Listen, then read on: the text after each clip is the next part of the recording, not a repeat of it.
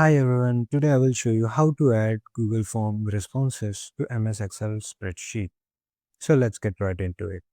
First, open your preferred browser and search for Google Forms. Now click on the first result and it should take you to the Google Forms homepage.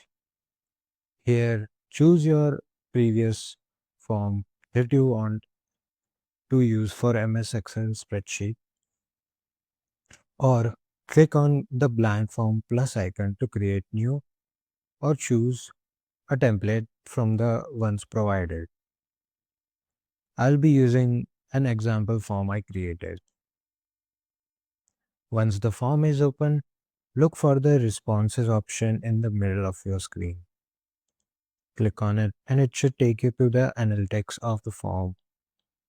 Here, click on viewing sheets and it should take you to the spreadsheet where it will have summarized your responses from the form.